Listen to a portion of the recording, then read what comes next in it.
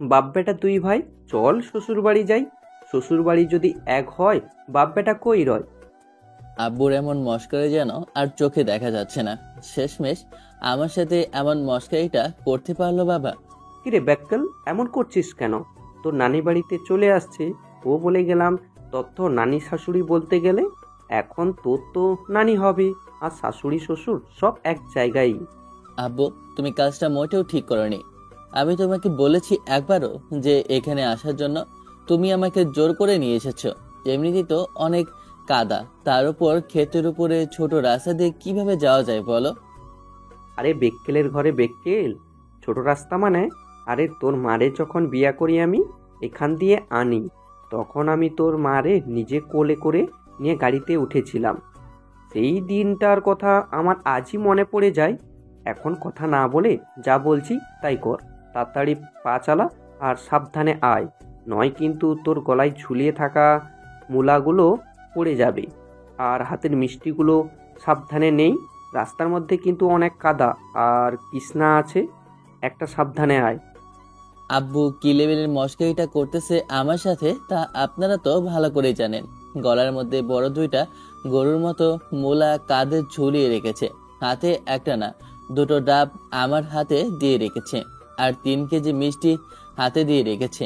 আরো বাজার সবজি মাছ তো অন্য হাতে আছে। আপনারা বলেন, এসব জিনিস নিয়ে কি কখনো রাস্তা দিয়ে হাঁটা যায়? আমি বড় হয়েছি ঢাকা শহরে, আদরের দোলাল ছেলে আমি। আর আমি কেন এই রাস্তার মধ্যে দিয়ে যাচ্ছি তাই তো আপনারা ভাবতেছেন, তাই না? তাহলে তো আপনাদেরকে আমার সাথে ঘটে যাওয়া সবকিছু খুলে বলতে হয়। যে কেন আমার বাবা গান গাচ্ছিলেন যে বাপ বেটা দুই ভাই চলো শ্বশুর বাড়ি যাই। চলেন আপনাদেরকে অতীতের বিষয়টা খুলে বলি। তার আগে আমার পরিচয়টা আপনাদেরকে দিয়ে দিই। আমি আবির হাসান, বাবা মার একমাত্র সন্তান। আমার আগে পিছে কেউ নেই। আমার বাবা একটা কোম্পানি আছে, ওটা আমাদেরই চলে। আমার বাবার একটা কোম্পানি আছে, ওটা আমাদেরই চলে যায়। আমি এবার অনার্স সেকেন্ড ইয়ারে। সকালবেলা ঘুমিয়ে আছি, তখন আম্মু রুমে এসে আমার কাছে যে কানের কাছে এসে ডাকাডাকি করতে লাগলো। আবির বাবা, আর কত সময় ধরে ঘুমাবি? ঘুম থেকে ওঠ, আজকে না তোর ভার্সিটির প্রথম দিন, তাহলে এত দেরি করে ঘুমাচ্ছিস কেন? আম্মু ডাকাডাকি শব্দে ঘুমটা ভেঙে যায়, তাই ঘুম থেকে উঠে হাতের ফোনটা তাকিয়ে দেখি ঘড়িটা প্রায় 10:30। আম্মু, তুমি আমাকে আরো আগে ডাক দিতে পারলে না? ঘড়িতে তো অনেক সময় হয়ে গেছে। আজকে তো অনেক লেট হয়ে গেল। ভার্সিটির প্রথম দিন, প্রথম দিনে যদি লেট করি তাহলে আবার না স্যার ম্যামের কাছে বকা শুনতে হয় আমাকে। আমার দোষ কোথায়? ধরে তো সবকিছু আমি সেই তোকে কখন থেকে ডাকতাছি, কিন্তু তোর তো ঘুম থেকে ওঠার কোনো নামই খুঁজে পাচ্ছি না আমি। এখন কোনো কথা বলো না, এমনিতে দেরি হয়ে গিয়েছে। আমি এখনই রেডি হয়ে ভার্সিটিতে যাব। না, এখন তো সব দোষ আমার। সে কখন থেকে তোকে ডাকছে? তোর আব্বু অফিসে চলে গিয়েছে, কিন্তু তোর কোনো খবর নেই। আর কোনো কথা না বলে আমি ঘুম থেকে উঠে সোজা ওয়াশরুমে চলে গেলাম। ওয়াশরুমে গিয়ে ফ্রেশ হয়ে রেডি হয়ে সোজা ভার্সিটি যাব বলে বাসা থেকে নিচে নামছি, তখনই আম্মু ডাক দিয়ে বলে, কি রে, কিছু না খেয়ে তুই যে বের হয়ে যাচ্ছিস? সকালবেলা অন্তত তো কিছু খেয়ে যা, নাস্তা তো করে যা। এখন এমনিতেই দেরি হয়ে গিয়েছে, আর দেরি করতে পারবো না। ঘড়িতে প্রায় 10:30 বেজে গিয়েছে। ও, তাহলে তুই বাইরে কিছু খেয়ে নিস, খালি পেটে আবার বসে থাকিস না। আর এনে এখানে কিছু টাকা আছে, তোর আব্বুর কাছ থেকে 5,000 টাকা নিয়েছি, ওটা তোর কাছে এখনো রেখে দে। আমি একটা ট্যুরে যাব, আর তুমি এখন আমাকে 5,000 টাকা দিচ্ছ। বললাম আমার 20,000 টাকা লাগবে। আর 5,000 টাকা দিয়ে কি করব? এটা তো হাত খরচে এমনি চলে যাবে। আচ্ছা, ওটা আমি তোকে দেব। আমার ব্যাংকের কার্ডটা কোথায় জানি হারিয়ে গেছে, আমি তোর থেকে নেট থেকে দিব, তোর আব্বুর থেকে নেওয়া লাগবে না। আব্বু তো কিপটামি করে যাচ্ছে। আমি তোমাদের একমাত্র ছেলে, আর আমার সাথে এত কিপটামি করা কি তোমাদের স্বামী স্ত্রীর স্বভাব হয়? এই বলে দিলাম, আমার জামাইকে কিপটা বলবি না। আর ওটা শুধু আমারই নাকি, তোর বাপ লাগে, নিজের বাবাকে কিপটা বলিস? আর তুই তো আরো বড় কিপটা। মার ডালা। আমি আবার তোমার কি করলাম শুনি? আমি কোথায় কিপটামি করেছি? তুই কিপটামি করিসনি। সেদিন আমি তোকে জানার জন্য বলেছিলাম তুই কি করেছিস। আমার জন্য কম দামে 1500 টাকা দামের একটা ফিবজা নিয়ে এসেছিস। ও আম্মু, তুমি আর এই কথা নিয়ে আমাকে খোঁটা দিবা? ওই সময় তো বললাম আমার কাছে টাকা ছিল না, তাই আমি ওটা অনলাইন থেকে অর্ডার দিয়েছি। আর ওটার টাকা আমার এক বন্ধু দিয়েছে, সেটাই তোমাকে বলেছি যে টাকা ছিল না। থাক বাবা, আমাকে আর তোকে বোঝাতে হবে না। তোকে আমি জন্ম দিয়েছি, তুই আমাকে না। আসলে আমি আমার আম্মু আর আব্বু দুজনের সাথে একটু মজা করি নিজের মধ্যে। আর আম্মুকে বিদায় জানিয়ে আমি ভার্সিটি যাওয়ার উদ্দেশ্যে রওনা দিলাম। আসলে আগে যে ভার্সিটি গিয়েছিলাম ওই ভার্সিটির সামনে আমাদের বাড়ি ছিল, কিন্তু আব্বু ওই বাড়িটায় থাকতে ভালো লাগে নাই, বিদায় আরেকটা নতুন বাড়ি করে। আর ওখানে সামনে একটা প্রাইভেট, অনেক ভালো একটা প্রাইভেট ছিল, তাই আমাকে ওখান থেকে এখানে ট্রান্সফার করে নিয়ে আসে। আর ওই ভার্সিটিটা আব্বুর বন্ধুর, তাই আর কোনো সমস্যা হয়নি। ওখানে আমার বন্ধুরাও চলে এসেছে আমার সাথে। আর এতটা আমার কাছে ভালো লাগে না, কারণ ক্যাম্পাসটা এতটাও সুন্দর না। কিন্তু শুনেছি এখানে ক্যাম্পাসটা নাকি অনেক সুন্দর, তাই আমি এখানে অ্যাডমিশন নেওয়ার জন্য আব্বুকে বলি। যেহেতু বাচ্চা থেকে কাছে, তাই আব্বু কিছু বললো না। আমিও অ্যাডমিশন নিয়ে আজকে ভার্সিটির প্রথম দিন। আল্লাহ জানে কেউ কিছু বলে নাকি। সামনে এসে পৌঁছালাম। ভার্সিটির ভিতরে প্রবেশ করতে দেখলাম পরিচিত মুখ ক্যাম্পাসে বসে আছে। ক্যাম্পাসটা ভালোভাবে তাকিয়ে দেখলাম বেশ সুন্দর করে, পুরো জায়গাটা যেন অপরাধ লোকে তাকিয়ে আছে। ভার্সিটির ক্যাম্পাসটা বেশ ভালোই লেগেছে আমার। আমি সামনে এগিয়ে যেতেই তখনই আমাকে দেখে রুদ্র বলে ওঠে, কিরে, কতগুলো কল করেছি, একটা কলও ধরলি না। তোর হয়েছেটা কি? আজকে প্রথম দিন, আজকেই তুই লেট করেছিস। আরে ভাই বলিস না, তোর জন্যই তো হলো। গতকাল রাতে কত সময় ধরে আড্ডা দিয়েছিলাম, তোদের মনে নেই? না, এখন তো তোর সব কিছু আমাদের। তুই লেট করেছিস তাই বলে ঘুম থেকে উঠতে দেরি করলি। বাহ, সব দোষ আমাদের। ঈশান দেখ কিভাবে আমাদের উপর শালা চাপিয়ে দিল। আমি আর কি বলবো হারামজাদাকে, শালা বাটপার নিজে ঘুম থেকে উঠতে দেরি করে, আবার আমাদের নামে সবকিছু চাপিয়ে দেয়। আমরা সঠিক সময় ঘুম থেকে উঠতে পেরেছি, কিন্তু ওর কোনো খবর নাই। ঠিক আছে ভাই, এখন বাস দেওয়া বন্ধ কর। এখন চল, ক্লাসে তো সময় হয়ে গেছে, এমনিতে লেট হয়ে গেল। এমনিতে অনেক লেট হয়ে গেছে, এরপরে আবার ক্লাসে গেলে বকানা শুনতে হয়। হ্যাঁ চল। এটা বলে আমি, ঈশান আর রুদ্র আমরা তিনজনে ক্লাসের উদ্দেশ্যে ভিতরে প্রবেশ করলাম। তখনই দেখলাম ক্লাস শুরু হয়ে গিয়েছে। আমাদেরকে দেখে প্রথমে জিজ্ঞেস করলো, আমরা নতুন বলে পরিচয় দিলাম। তখনই স্যার তেমন কিছু বললো না, ভেতরে প্রবেশ করতে বলল। এরপর নিজের মতো লেকচার দিতে লাগলো। সামনের দিকে তাকিয়ে দেখলাম সামনে দুটো সিট ফাঁকা আছে, ওরা গিয়ে ওখানে বসলো। আমি পেছনে তাকিয়ে দেখলাম একটা সিট ফাঁকা আছে, আমি ওখানে গিয়ে বসলাম। খেয়াল করলাম পাশে একটা মেয়ে বসে আছে, আমি ওখানে গিয়ে বসলাম। তখন ওই মেয়েটার পাশে বসে মেয়েটা বলে ওঠে, হাই, আপনি কে? এখানে নতুন অ্যাডমিশন নিয়েছেন নাকি? জি, আমি আবির হাসান, আর আমি এখানে নতুন অ্যাডমিশন নিয়েছি। আজকে আমার ফার্স্ট ডে। আসলে অ্যাডমিশন প্রথম নিয়েছি বলতে গেলে, অ্যাডমিশনটা অনেক আগে নেওয়া হয়েছে, ক্লাসটা আজকে থেকে করছি। শেষ সেমিস্টারে আজকে তো প্রথম ক্লাস, তাই তো আজকে থেকে করবেন। কিন্তু আপনি তো দেরিতে আসলেন, কারণ সবাই যে যার পরিচয় দিয়ে দিয়েছে। যাই হোক, আমি আপনাকে আমার পরিচয়টা দিচ্ছি। আমি নেহা রায় গ্রুপ অফ ইন্টারেস্টের একমাত্র মেয়ে। মেয়েটার কথা শুনে একটু অবাক হলাম, কারণ রায় গ্রুপ ইন্ডাস্ট্রিজ আমাদের শহরের সব থেকে ধনী গ্রুপের মধ্যে। এক কথায় বলতে গেলে আমাদের কোম্পানিটাও রায় গ্রুপের আন্ডারে পড়ে, কিন্তু এত বড় লোকের মেয়ে এই ভার্সিটিতে পড়ে, বিষয়টা কেমন জানি আমাকে ভাবাচ্ছে। তখনই মেয়েটা বলে ওঠে, এত বড় কোম্পানির একটা মেয়ে এই ভার্সিটিতে পড়াশোনা করছে। আমার তো বাইরে কোনো বড় কান্ট্রিতে গিয়ে পড়াশোনা করার কথা, তাই না? অবাক না হয়ে পারলাম না, কারণ মেয়েটা কি করে আমার ভাবনার কথা বুঝে গেল। তখনই মেয়েটা আমাকে বলে ওঠে, আরে আমি বাইরেই ছিলাম, আর আমারও এখানে ফার্স্ট ডে। আর আমি বাইরেই পড়াশোনা করতাম। কানাডা থেকে আমি এসেছি, কারণ আমার আব্বু অনেক অসুস্থ, আর আমাদের পরিবারে আমি ছাড়া একমাত্র কেউই নেই। সমস্যা নেই। আর আমি কাউকে আমার আসল পরিচয়টা এখনো দেইনি। কেউ নেই, তাই বাবার এমন অবস্থা দেখে আমি দেশে ফিরে আসি। আর ছোটবেলা থেকে আমার মা নেই। মেয়েটার কথা শুনে বুঝলাম মন খারাপ হয়ে গেল, তাই বললাম, ও সরি, আমি বুঝতে পারিনি। আপনাকে এমন কথা বলাটা উচিত হয়নি। না, সমস্যা নেই। আচ্ছা, আপনাকে একটা কথা বলবো, রাখবেন? জি বলেন। আপনি আপনার আসল পরিচয়টা আমাকে বলে দিয়েছেন। আপনি বলবেন যে আপনার কথাটা সিক্রেট রাখার জন্য, তাই তো? আরে সেটা না, আরো কটা থেকে অন্য 12টা কথা বলতে চাই। আপনাকে যদি না করেন তাহলে কিন্তু মনটা খারাপ হয়ে যাবে। আরে বলেন, সমস্যা নেই। কি কথা বলতে চান? আমি অবশ্যই চেষ্টা করব। আমি কি আপনার বন্ধু হতে পারি? আসলে আমার কোনো বন্ধু নেই, আর আমি কাউকে রাখি না। কিন্তু আপনাকে দেখে আমার খুব ভালো লেগেছে, তাই আপনাকে আমার বন্ধু হিসেবে রাখতে চাই। আপনি বড়লোক বাবার একমাত্র মেয়ে, আপনি আমার বন্ধু হয়ে কি করবেন? আমাদের কোম্পানি তো আপনাদের আন্ডারে থাকে। এখন কিন্তু প্রচুর পরিমাণ রাগ হচ্ছে তোমার উপর আমার।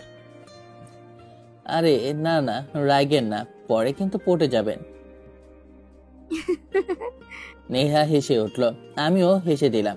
তখনই স্যার আমাদের ক্লাস থেকে বের করে দেয়। আমরা বের হয়ে দুজনের দিকে তাকালাম। তখন আবার হাসলাম। তখন নেহা বলে, তোমার সাথে কথা বলে আমার মন ভালো হয়ে গেছে। আজকে মনটা অনেক খারাপ ছিল। বলো, আজকে তোমাকে কি খাওয়ানো যায়? চলো সামনে রেস্টুরেন্টে যাই। না, কথাটা বলতে দেখলাম মেয়েটার মন খারাপ হয়ে গেছে। তখন জিজ্ঞেস করলাম, আপনার কি হলো? আবার মুখটা বাংলার পাঁচের মতো করে রেখেছেন কেন? না, আপনি আমাকে বন্ধু হিসেবে দেখলেন না, তাই চলে গেলাম। আরে সরি, আমি আপনাকে বন্ধু হিসেবে দেখেছি। সত্যি তো?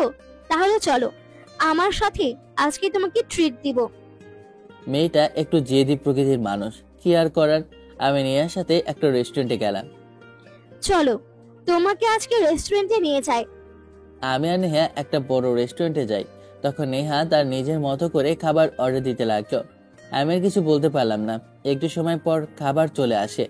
আমি আর নেহা খাবার খাচ্ছিলাম। তখনই কোথা থেকে রৌদ্র আর ঈশান এসে বলে ওঠে, বাহ বন্ধু বাহ, তুই তো দেখছি পার্টি বদলে ফেললি। আমরা ওখানে বসে পড়ছিলাম আর তুই এখানে মেয়ে নিয়ে আড্ডা দিচ্ছিস। আরে তেমন বিষয় না, আমরা এইমাত্র পরিচয় হইলাম। ও, তোদের পরিচয় করে দিই, এ হচ্ছে নেহা। আর নেহা ওরা আমার বেস্ট ফ্রেন্ড রৌদ্র আর ঈশান। হাই নেহা, যেহেতু তোমাকে আমাদের বন্ধু আবির সিলেক্ট করেছে তাহলে তুমি অবশ্যই ভালো মানুষ, কারণ আবির কখনো রং পার্সনকে চুজ করে না। হাই, আমি নেহা। আমি ঈশান। আর হ্যাঁ, বন্ধুদের মধ্যে নো আপনি, তুমি অথবা তুই, ওকে? ওকে, সমস্যা নেই। আজকে তোমাদের সবাইকে আমি ট্রিট দিচ্ছি, যা মন চায় খাও। কথাটা বলা মাত্রই শালা দুইটা গরুর মতো খাওয়া শুরু করে দিয়েছে। মনে হয় সারাদিন কিছুই খায়নি। নেহা তো ওদের এমন অবস্থা দেখে হাসছে। খেয়াল করলাম নেহা আড়ি চোখে আমার দিকে তাকাচ্ছে। কারণটা জানা নেই, আমার জিজ্ঞেসও করে লাভ নেই। খাওয়া শেষ করে সবাই কিছুক্ষণ আড্ডা দিলাম। এরপর আমি বাসায় যাব বলে ওদিক থেকে বিদায় নিলাম। নেহা বলেছে ওর গাড়িতে করে দিয়ে আসবে। আমি বলি নিজেই যেতে পারবো। এটা বলে চলে আসি বাসায়। বাসায় এসেই আব্বু বলে ওঠে, কিরে, তোরে তো সেই কখন কল করেই যাচ্ছে, কিন্তু তুই তো কোনো কল ধরছিস না, কি হয়েছে? ভার্সিটি তো সে কখন তো ছুটি দিয়েছে। আরে বন্ধুদের সাথে আড্ডা দিচ্ছিলাম, কোনো কিছু হয়েছে নাকি? আরে বলিস না, হঠাৎ করে তোর সন্তানের অসুস্থতা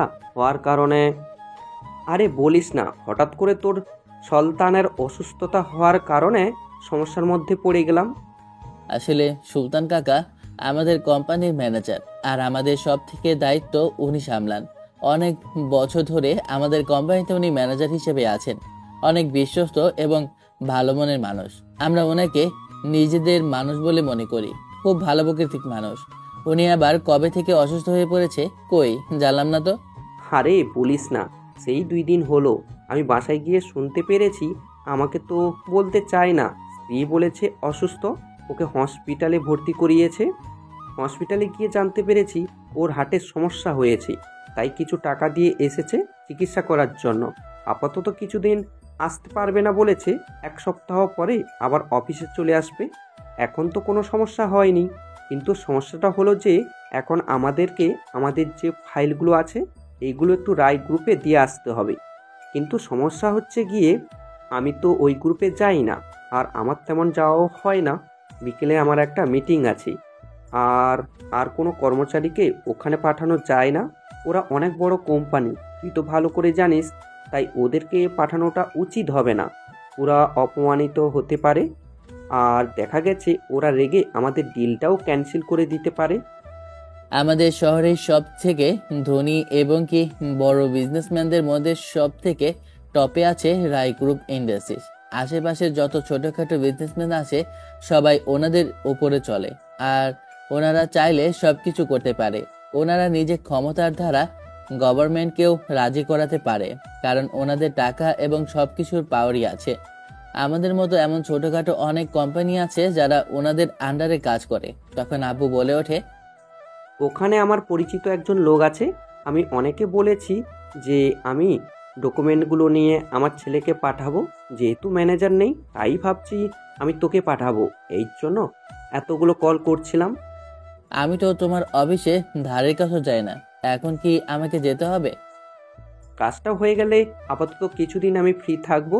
তুই একটু বিলটা কোনোভাবে ম্যানেজ করে নে, আর একটা যদি আমরা পাই তাহলে অনেক ভালো হবে। আর এটা যদি আমরা পাই তাহলে অনেক ভালো হবে। জানি তুই পারবি না, তারপরও অ্যাটেন্ড করাটা আমাদের লাগবে। যদি আমাদের খোঁজ নেয় আর আমাদেরকে না পায় তাহলে তো সমস্যা। আর যদি 100% আমাদের কপালটা ভালো হয় আর তোর নসিব যদি ভালো হয়, আমরা যদি কাজটা পেয়ে যাই, তাহলে বলতে গেলে আমরা 10-15 দিন বসে থাকতে পারবো, কোনো কাজ করেই লাগবে না। মানে তোমার কথাটা বুঝলাম না। মেয়ে তোমার অফিসে যেতে হবে না তাহলে? আরে না, তাই তো বলছি আমার অফিসে যেতে হবে না, কারণ ওরা সব কাজে নিজেরাই হ্যান্ডেল করবে। আমার সব মিটিং ওখান থেকে সব কিছু হ্যান্ডওভার করবে। আমার কোনো কাজ থাকবে না, তখন আমরা একটু বাইরে থেকে ঘুরে আসতে পারবো। কিন্তু এর ভিতরে দেখ, সুলতান অসুস্থ হয়ে পড়েছে, কী যে করি একটা মধ্যে পড়েছে। ও যদি থাকতো তাহলে কোনো একটা পার্সেন্ট থাকতো যে আমরা যে কাজটা পাবো। আমার এমনি মনে হয় না যে কোম্পানির এই 20 বছরের একটিবারও ওদের কাছ থেকে একটি ডিল আনতে পেরেছি। আর একটি ডিল যদি আমি ওদের কাছ থেকে আনতে পারতাম তাহলে কোনো কথাই ছিল না, এতদিনে আমি কোটিপতি হয়ে যেতাম, বাড়ি আরও মনে হয় 4-5টা করে ফেলতাম। এত কথা বলো না, আল্লাহ পাক আমাদেরকে যা দিয়েছে তা দিয়ে শুকরিয়া আদায় করো। আমার বিয়ের আগে তুমি কি ছিলে, এখন কি হয়েছে? না, সেটা তো আমি জানি। আমার গুণবতী বউ যদি আমার কপালে আসতো তাহলে কি আমি কখনো এত দূর এগিয়ে যেতে পারতাম? সেটা তো আমি সব সময় বলি। এই 20 বছরে কতগুলো তুমি বাড়ি করেছো? কম করে হলে 5টা বাড়ি করা হয়ে গেছে। আর বাড়ির চিন্তা করো না, এখন চিন্তা করো তোমার ছেলেটার ভবিষ্যৎ নিয়ে। হয়তো আর 2 বছর পরে পড়া শেষ হয়ে যাবে, তখন কোম্পানিটা ওকে বুঝিয়ে দিবে। আমি তো চাই ও কোম্পানিটা এখনই বুঝে নেক, আমি একটু শান্তি পাই, আমিও তাহলে রিল্যাক্সে একটু তোমার সাথে ঘুরতে যেতে পারবো। হয়েছে, তোমাদের এখন রোমান্স বাদ দাও, আমি উপরে গেলাম। ফ্রেশ হয়ে নিচে আয়, খেয়ে নে, এরপর না হয় তুই ফাইলগুলো নিয়ে ওদের কোম্পানিতে যাস। উপরে উঠতে উঠতে আম্মুকে বললাম, আমি বাড়ি থেকে খেয়ে এসেছি, আমি ফ্রেশ হয়ে আসি। কথাটা বলে আমার রুমে চলে গেলাম। রুমে এসে ওয়াশরুমে গিয়ে ফ্রেশ হয়ে নিচে আসলাম। নিচে আসতেই আব্বু আমার হাতে ফাইলগুলো পৌঁছিয়ে দেয় আর গাড়ির চাবিটা দিয়ে দেয় গাড়িটা নিয়ে যেতে। তাই বাইকটা আজ কয়দিন ধরে পড়ে আছে, চালাচ্ছি না, কারণ আম্মু প্রতিদিন বকা দেয় আমি বাইক নাকি জোরে চালাই। তাই বাইকের চাবি আম্মু লুকিয়ে রেখেছে। গাড়িটা স্টার্ট দিয়ে আমি রায় গ্রুপ কোম্পানিতে যেতে লাগলাম। আব্বু লোকেশন হোয়াটসঅ্যাপে পাঠিয়ে দিয়েছে। আমি লোকেশন অনুযায়ী একটা বড় হোটেলের সামনে এসে দাঁড়ালাম। মনে হয় ওখানে উপরে ওদের পুরো অফিসটা অনেক আলিশান আর দেখতেও অনেক সুন্দর মনে হয়। নিচে হোটেলটায় সবাই খাওয়া দাওয়া করে, মনে হচ্ছে এটা কোনো লাক্সারি থেকে কম না। আমি তো পুরো অবাক, কারণ ওখানে আমার মতো না হলেও কম করে হলেও 1000-এর উপর লোক আছে। আর সব থেকে অবাক করা, সবাই আমার থেকে অনেক বড় কোম্পানি থেকে এসেছে এই কাজটা নেওয়ার জন্য।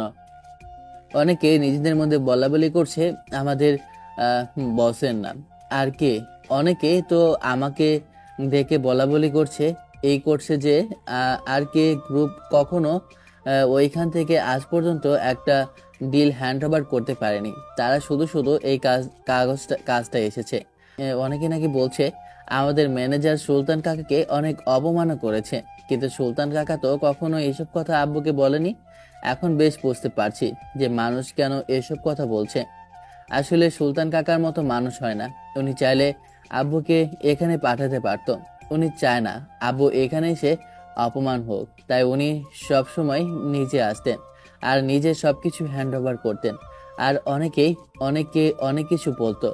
আজকে বেশ বুঝতে পারছি যে ওনার অনুদানটা আমাদের কত বড়। খেয়াল করলাম যারা আমাদের মতো ছোটখাটো কোম্পানি তাদেরকে একটা রুমে রাখা হচ্ছে, আর যারা আমাদের থেকে একটু হাই লেভেলের তাদেরকে অন্য রুমে নেওয়া হচ্ছে। আবার দেখছি কিছু লোককে ভিআইপি কেবিনে নিয়ে যাচ্ছে, মনে হচ্ছে লাক্সারি কেবিনে। অনেকে আমার দিকে তাকিয়ে অনেকে কিছু বলতে লাগলো। খেয়াল করলাম সবার পায়ে আমার থেকেও অনেক দামি পোশাক। অনেকে আমাকে কেমন জানে না খারাপ চোখে তাকাতে লাগলো, অপমান করতে লাগলো। তাই আমার শরীর ঘামতে লাগলো, কারণ কেউ যদি আমাকে অপমান করে তাহলে আমার এমন শরীর ঘামায়। আব্বু বলেছে আজকে আমাকে এই অফিসে বিলটা করার জন্য। এমনিতে সবার সাথে আমাকে পরিচয় করিয়ে দিল, এরপরও আমাকে আজকে বলেছে বিলটা সবার কাছ থেকে নেয়ার জন্য। যাই হোক, আপনি তো বলিয়ে দিয়েছি যাকে পছন্দ হয় তাকে আমি সিলেক্ট করতে। এখানে তার কোনো মাথা ব্যথা নেই। এমনি সে এখানে আসে না, ম্যানেজারকে পাঠায়, আর ম্যানেজার আমার সাথে আসছে। ম্যাম, এটা ভিআইপি কেবিন, স্পেশালি আপনার জন্য এটা তৈরি করা হয়েছে। তখনই ওয়েটার একটা এসে আমার গায়ের জামার মধ্যে একটু পানি ফেলে দেয়। ম্যানেজার বলে ওঠে, স্টুপিড কোথাকার, তোদের কি এসব কাজের জন্য এখানে কে পাঠিয়েছে? তোরে সব সময় থাকবে নিচে, এখানে এসেছে কেন? জামা কি করেছে? আপনি ওনার সাথে এমন ব্যবহার করছেন কেন? উনি তো ভাবে কিছু করে নাই। আপনি কিছু করবেন না, আমি দেখছি। আপনি আমাকে ওয়াশরুমে নিয়ে যান। না ম্যাম, ওরা ছোট লোক, আর ছোট লোকরা সবসময় এমনই হয়। ওদের মধ্যে কোনো কমন সেন্স নেই, ওরা যা ইচ্ছে তাই করে ফেলে। ওদেরকে শাস্তি না দিলে হবে না। আপনি চুপ করুন, আপনার কিছু বলতে হবে না। এই যে তুমি এখান থেকে যাও, ওয়েটারকে বললাম। ম্যাডাম, আপনি আসুন, আমি আপনাকে দেখিয়ে দিয়েছি ওয়াশরুমটা। আপনি আপনার কেবিনে আসুন। ওই তো সামনে একটা ওয়াশরুম দেখছি, ওখানে গিয়ে আমি না হয় একটু ফ্রেশ হয়ে আসছি। কি বলেন ম্যাম? এটা মিডল ক্লাসদের ওয়াশরুম, ওখানে আপনি যাবেন না। আর আপনার কাজের লোকের অভাব আছে। আপনার জন্য অনেকগুলো মেয়েলি বডিগার্ড রেখেছি, ওরা এসে আপনার সব কিছু করে দিবে, নতুন করে মেকআপ করে দিবে। আপনার পানি লেগে তো সব নষ্ট হয়ে গিয়েছে। আরে এত কিছু করা লাগবে না, আমি ওয়াশরুমে যাচ্ছি। তুমি চুপ করো, তুমি যাও, আমাকে দেখিয়ে দিয়েছো, আমি চিনতে পারবো। তুমি গিয়ে দেখো ওদের কি লাগবে, আর আমি কিছুক্ষণ পরে মিটিং এ আসছি। এটা বলে আমি ওয়াশরুমের দিকে হাঁটা ধরলাম। আমার কাছে কেমন জানি নার্ভাস ফিল হতে লাগলো। কি করব কিছুই বুঝে উঠতে পারছি না। এমনিতেই কাউকে এখানে চিনি না। একটু পর দেখলাম ম্যানেজার আসলো, অনেকেই সম্মান দিতে লাগলো। আর সম্মান তো দিবে, এত বড় কোম্পানির একজন ম্যানেজার, তাই সবার কাছ থেকে সম্মান পাওয়া এটা একটা স্বাভাবিক। কিন্তু খেয়াল করলাম লোকটা একটু জ্ঞান কাউকে কেমন তুচ্ছভাবে তাকাচ্ছে। আর পাড়ার কাছে যেন আমাদের মতো ছোটখাটো কোনো কোম্পানি কিছুই না। আমার দিকে তাকিয়ে কেমন তার একটা মুচকি হাসি দিল, যেন আমি কোনো ছোট একটা কোম্পানি থেকে চলে আসা লোক। আর কে গ্রুপ অফ ইন্ডাস্ট্রি থেকে কেন যে এখানে আসে আমি জানি না, এই ছেলেকে চিনলাম না। তখনই ওর বডিগার্ড এসে বলল যে ওই কোম্পানির মালিকের ছেলে। বাবা, এবার মনে হয় ছেলেকে পাঠিয়েছে। বাবা মনে হয় এবার ছেলেকে পাঠিয়েছে, যদি আমাদের কোম্পানির একটু শেয়ার পায় সেই জন্য। কিন্তু সেটি হবে না। আমার মনে হয় এবার আমার ধৈর্যের বাঁধ ভেঙে যাচ্ছে, তাই আমি আর ওখানে দাঁড়িয়ে রইলাম না, মাথা নিচু করে ওখান থেকে বের হয়ে গেলাম। আমার শরীরটা পুরো ঘেমে গিয়েছে। একটাই, আমি আর ওখানে না থেকে ওয়াশরুমে চলে গেলাম। ওয়াশরুমে যেতে যাকে দেখলাম দেখে চমকে উঠলাম। আমার সামনের মানুষটা আমাকে দেখে চমকে ওঠে, যেন একটা অদ্ভুত কাণ্ড। আমাদের দুজনে মুখোমুখি হতে খেয়াল করলাম সে লজ্জা পেল। তখন সামনে থাকা লোকটা বলে, তুমি তুমি এখানে?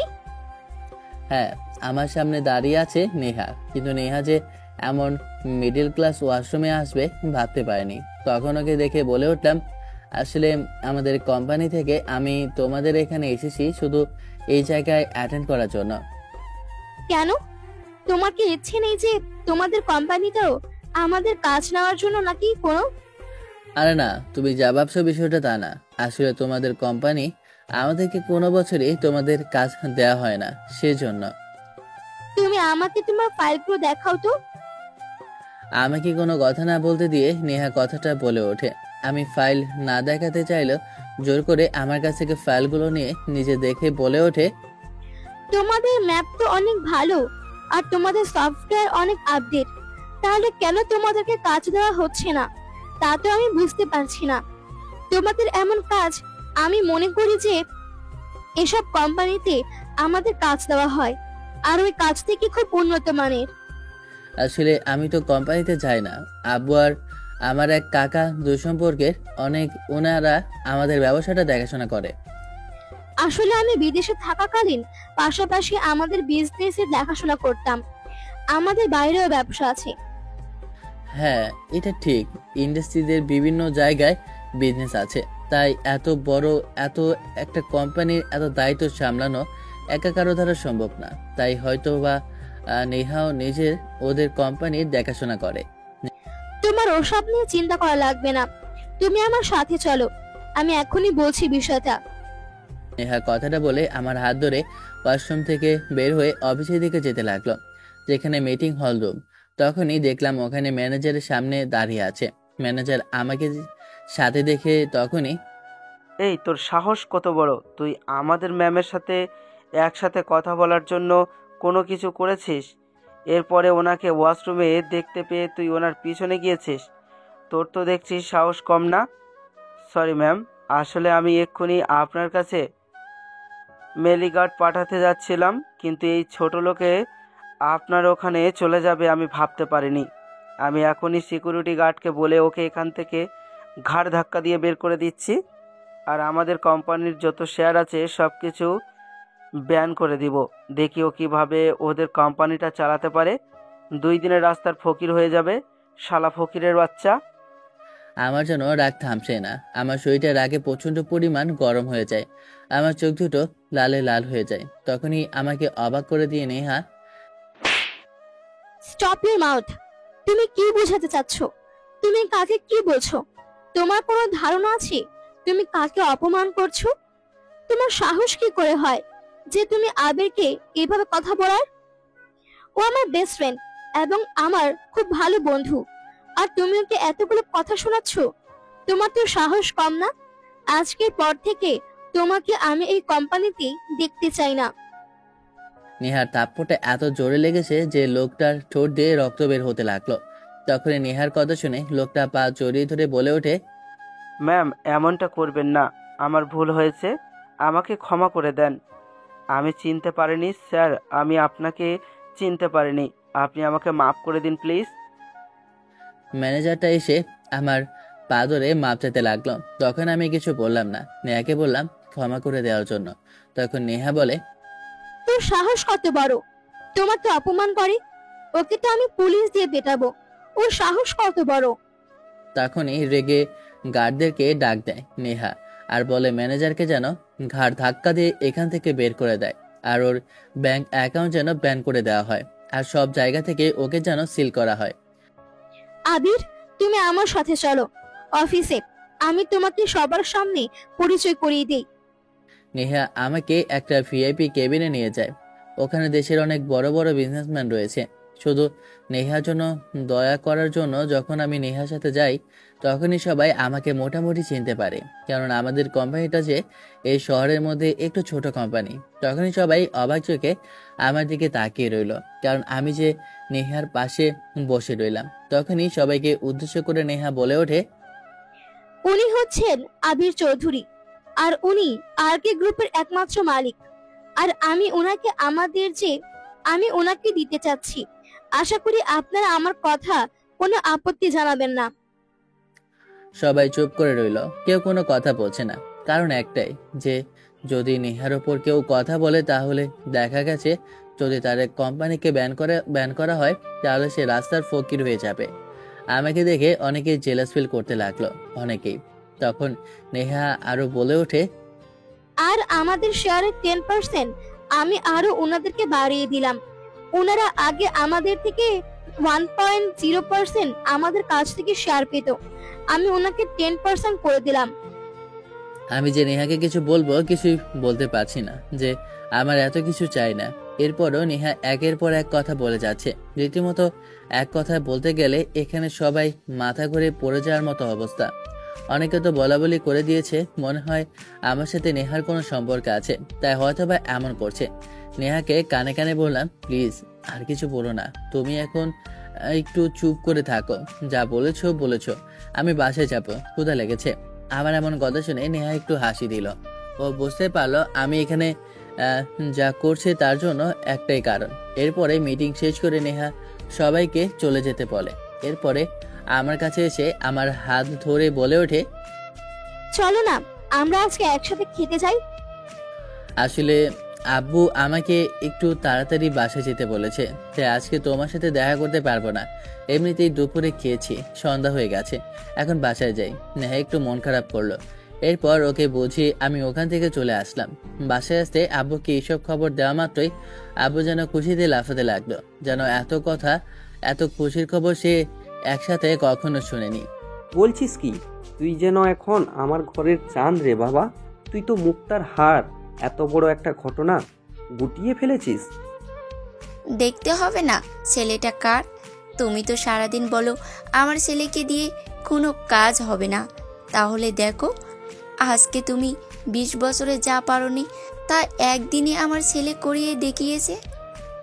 না মমতা, ঠিকই বলেছ, তোমার ছেলের কিন্তু বুদ্ধি আছে। আর যাই হোক, আচ্ছা ঠিক আছে বাবা, তুই খাওয়া দাওয়া করে একটু রেস্ট নে। আমি আর কিছু বললাম না, ওপরে গিয়ে ফ্রেশ হয়ে নিচে আসলাম। সবাই মিলে একসাথে খাওয়া দাওয়া করে আমি রুমে চলে গেলাম। কয়েকদিন থেকে ভাবছিলাম আমি আবিরের বিয়েটা দিয়ে দিব, তুমি কি বলো? আমি তো তোমাকে সে কবে থেকে বলছি যে ওর বিয়েটা দে। আর আমার ভাইয়ের মেয়ে তো আছে, ওকে তো আমার অনেক পছন্দ, আর তোমারও তো পছন্দ। হ্যাঁ, আমিও তাই ভাবছি যে সাইমার সাথে ওর বিয়েটা দিয়ে দিব, কিন্তু ওকে জানাবো না। ঠিক, ওর কোনো গার্লফ্রেন্ড নাই, তাই বিয়েতে না হওয়ার কোনো সম্ভাবনা নিয়ে দেখছি না। কিন্তু তুমি ওকে বলবে না কেন, সে কারণটা তো আমি বুঝতে পারছি না। আরে বাপি, ভূতের একটাই যে শ্বশুরবাড়ি হবে, সেই জন্য ওকে একটা সারপ্রাইজ দিব, তুমি জানো না? শয়তান বুড়া বেটা, এত কিছু কিভাবে ভাবিস তুই? শরীরটা খুবই ক্লান্ত লাগছে, তাই আমি খাওয়া দাওয়া করে রুমে আসলাম, ঘুমাবো ভাবলাম। তখনই দেখলাম নেহার কলটা রিসিভ করলাম আর বললাম, তোমাকে তো আমি আসার সময় নাম্বার দিইনি, তাহলে তুমি আমার নাম্বারটা কোথায় পেয়েছো? আসলে নেহার কণ্ঠটা আমি ধরে ফেলেছি, তাই ওকে কথাটা বললাম। কেন? নাম্বার তোমার ওই কোম্পানির কাগজের মধ্যে পেয়েছি, তুমি যেটা লিখেছো ওটার মধ্যেই। তোমার উপর অনেক রেগে আছি, তুমি কিন্তু ডিনার আমার সাথে করলে না। আরে আব্বু কল করেছিল বাসায় তাড়াতাড়ি ফেরার জন্য, চিন্তা করছিল যে কোনো সমস্যা হয়েছে নাকি, সেই জন্য বাসায় আসতে হয়েছে। কিছু মনে করো না প্লিজ। আমার তোমাকে অনেক কিছু বলার আছে, ভেবেছি যে কথাগুলো তোমাকে হয়তো বা কয়েক মাস পরে বলবো, কিন্তু এখন দেখছি আমার এখন আর তর সইছে না তোমাকে কথাগুলো বলার জন্য। কি এমন কথা যে তুমি আমাকে এই কয়েকদিনের মধ্যে বলতে পারোনি, যা বলার জন্য তোমার এমন এমন হাই হতাশ হয়ে পড়েছো?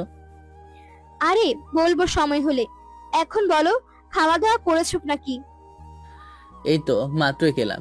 এখন তুমি বলো, তুমি কি করছো? সত্যি বলবো না মিথ্যে বলবো? আসলে সত্যি বলতে আমি একটা ছেলের প্রেমে পড়েছি। আর ছেলেটার কথা আমার বারবার শুধু মনে পড়ে সবসময় ছেলেটার কাছে যাওয়ার জন্য, ছেলেটার কাছে থাকার জন্য। ও, সত্যি নাকি? তাহলে তো ভালোই। তাহলে ছেলেটাকে বিয়ে করে নাও, তাহলে তো ভালোই হবে। সমস্যা তো একটা জায়গায়, আমি এখনো ছেলেটাকে আমার মনের কথা বলতে পারিনি, যে ছেলেটা আমার মন চুরি করে নিয়ে গেছে। ও মা, তাই নাকি? তাহলে বলছো না কেন? ওইসব কথা তোমাকে বলবো, এখন বলবো না। তুমি আসো ভার্সিটিতে, তারপর বলবো। ওর কথার আগামাথা কিছুই বুঝতে পারছি না। আমি আর কিছু বললাম না। আর কিছু সময় কথা বলে কলটা কেটে দিই, কারণ চোখের মধ্যে প্রচুর পরিমাণ ঘুম চলে আসে। তাই ঘুমিয়ে পড়ার উদ্দেশ্যে প্রস্তুতি নিলাম। ভাবলাম অনেকদিন তো হয়েছে গল্প আপলোড করিনি, তাই ভাবলাম আজকে একটা হিস্টোরি পোস্ট করি। গল্প অনেক আগে লেখা আছে, কিন্তু আমার পেজে ছাড়বো বলে ছাড়া হচ্ছে না। আজকে একটা পার্ট আমি লিখে দিলাম। আমরা 3 বন্ধু মিলে ভাবছিলাম একটা ট্যুর দেব, আব্বুর কাছে টাকা নিয়ে যাই। হোক, এইসব ভাবতে ভাবতে ঘুমিয়ে পড়ি। সকালবেলা ঘুমিয়ে আছি, তখনই আব্বু আম্মু রুমে এসে ডাকাডাকি করতে শুরু করলো। তাই রুমের দরজাটা খুলতেই আম্মু বলে ওঠে, তাড়াতাড়ি রেডি হয়ে নে, আমরা তোর নানু বাড়িতে যাব। বুঝতে পারলাম না হুট করে নানু বাড়ি যাওয়ার কারণটা। ওখানে গিয়ে আমরা কি করব? ওখানে গিয়ে তোকে একটা সারপ্রাইজ দিব, তুই যা কখনো ভাবতেও পারিসনি। তাই তুই এখন রেডি হয়নি, বেশি কথা বলিস না, আমাদের হাতে সময় নেই। মানে কি বলছো তোমরা? কিছুদিন পর তো আমার ফাইনাল এক্সাম, আর তোমরা বলছো এখন আমাকে গ্রামের বাড়িতে যাওয়ার জন্য। তার কারণটা আবারও বলছো না? আরে, তোর আব্বু প্রিন্সিপালের সাথে কথা বলেছি, তোর কোনো সমস্যা নেই, তুই রেডি হয়ে। আর তোর এখনো ফাইনাল এক্সামে দেরি আছে, আরও 3 মাস পর। আর আমরা ওখানে গিয়ে আবার চলে আসব। আমরা তো ওখানে থাকতে যাচ্ছি না, তাই না? আমরা থাকতে যাচ্ছি না, তাহলে কি জন্য যাচ্ছি কিছুই তো বুঝতে পারছি না। ওখান থেকে সোজা বের হয়ে পড়ে আব্বু যাওয়ার সময় আমার কাছে একটা প্যাকেট দিয়ে বলে ওঠে, এখানে যা আছে এইগুলো পড়ে নে, আমরা বাজাবো আবার চলে আসবো।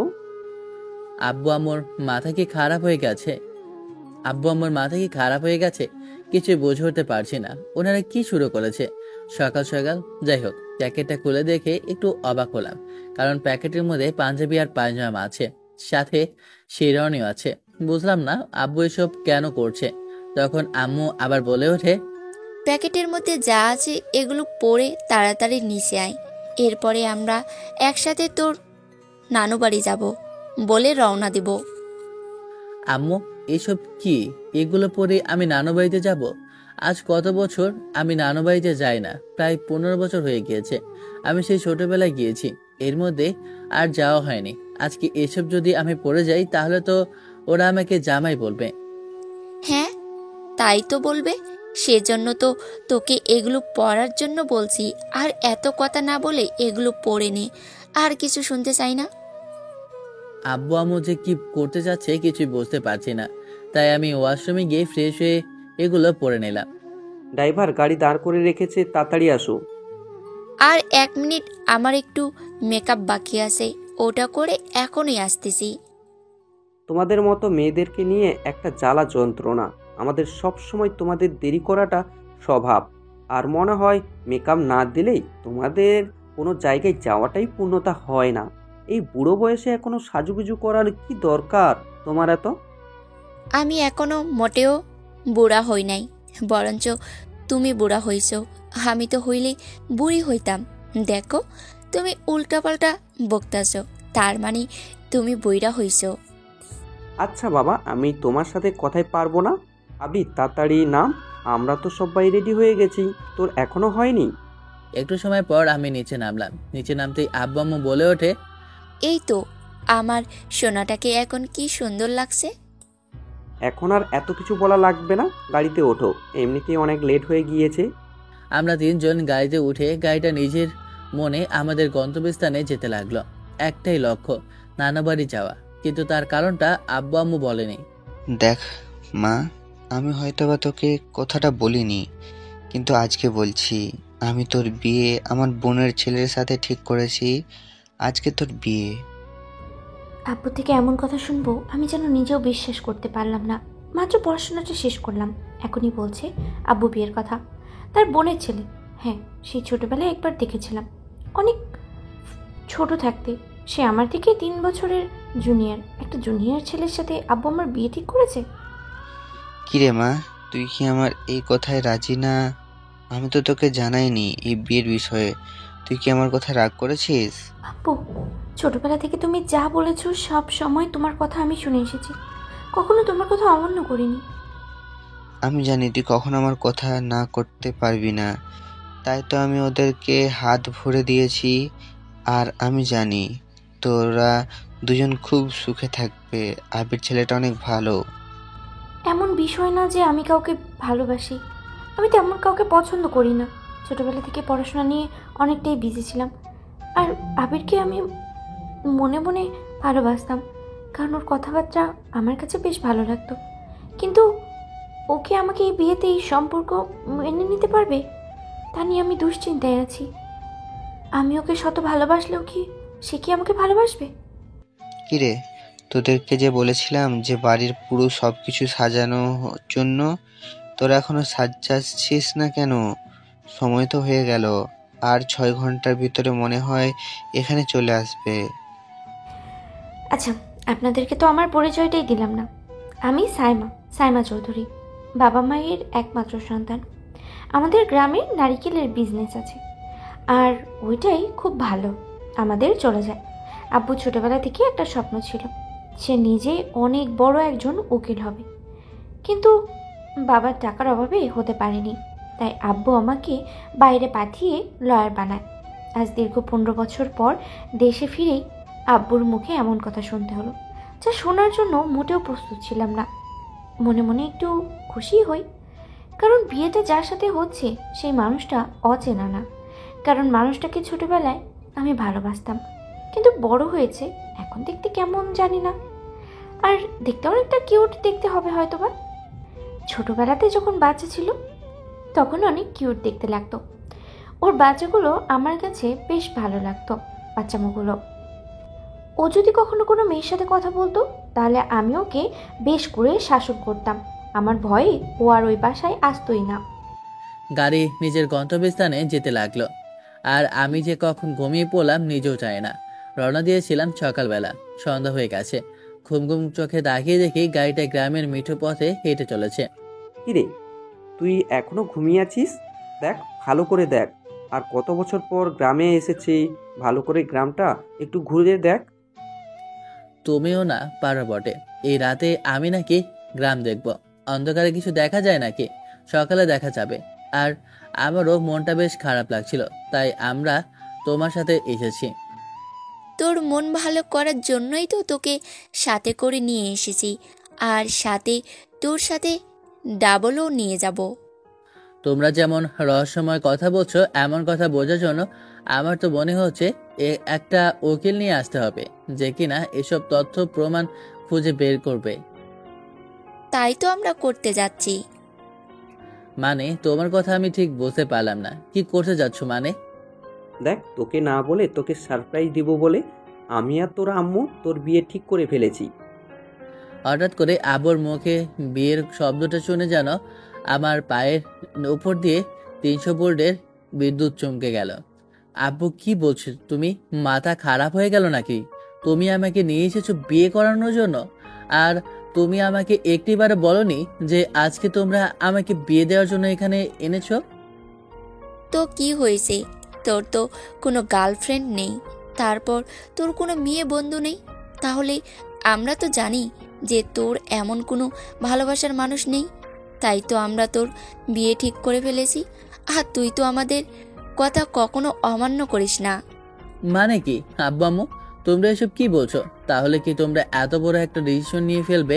মেয়েটাকে চিনি না, জানি না, দেখতে কেমন তাও বলতে পারবো না, তোমরা আমার গলায় ঝুলিয়ে দেবে? দেখ, মেয়েটা অসম্ভব সুন্দরী, আর মেয়েটা গুণবতী। তুই দেখলেই মেয়েটাকে পছন্দ করবি, আর মেয়েটা তোর চেনা।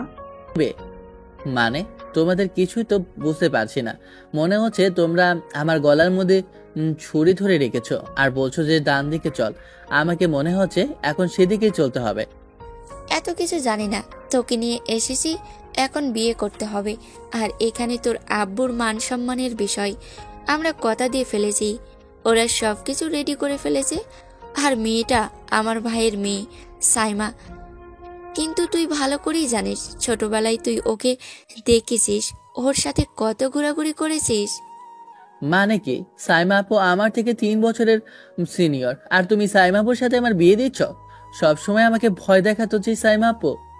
আবির, মনে হচ্ছে তুই আমার সামনে ঢং করছিস। আমি মনে হয় ভুলে গিয়েছি। এই তো কিছুদিনই তো হলো, বেশি দিন হয়নি। এই 10 থেকে 15 বছরের আগে তুই তো বেশ বলতি যে সাইমা আপুকে তোর ভালো লাগে, ওকে তোর ঘরের বউ করবি, যখন পিচ্ছি ছিলি। আম্মুর কথা শুনে আমি লজ্জায় মুখটা লুকালাম, কারণ এটা সত্য। ছোটবেলায় আমি সাইমা আপাকে এমন কথাই বলতাম, আর ওনাকে আমি বিয়ে করবো বলে সবসময় কান্নাকাটি করতাম। কারণ আমি ছোটবেলায় সিনেমার মধ্যে দেখেছি যে বিয়ে করে কিভাবে বউ পেটায়। আর আমার একটাই কারণ ছিল যে আপুকে বিয়ে করব, আর আমাকে বকাঝকা করার কারণে ওনাকে বেশ মারবো। কিন্তু আম্মু দিল তো আপনাদের সামনে আমার ইজ্জতটা পাংচার করে। ছোটবেলায় কি বলেছি এখন তা নিয়ে পড়ে আছে।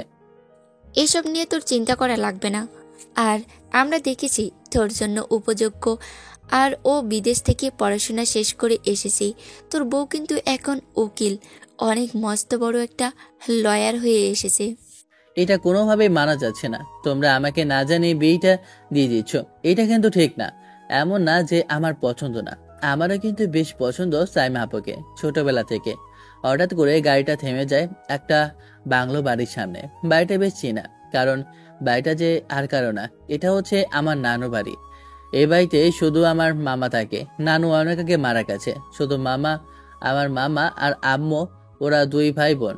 এছাড়া ওনাদের আর কোনো ভাই বোন নেই। পুরো বাড়িটা অনেক সুন্দর করে সাজানো হয়েছে, কারণ একমাত্র মেয়ের বিয়ে বলে কথা, তাই তো সাজাবে। কিন্তু আব্বু আমার সাথে একদম কাজটা ঠিক করলো না বলেই আমার বিয়েটা দিয়ে দিচ্ছে। আরে দুলা ভাই, কেমন আছেন আপনি? আসতে কোনো সমস্যা হয়নি তো আপনার? আরে শালাবাবু আসছে, কি সমস্যা হবে? নিজের শ্বশুর বাড়িতে আসছি, আবার ছেলেকেও তার শ্বশুর বাড়ি বানিয়ে দিচ্ছি, এখানে আবার আসতে সমস্যা কোথা থেকে হবে? তোমার বোনকে তো সে কবে থেকে বলছি যে তোমাদের বাসায় আসবো, কিন্তু তোমার বোনের তো কাজ কাম শেষ করা হচ্ছেই না। মিথ্যা কথা বলস।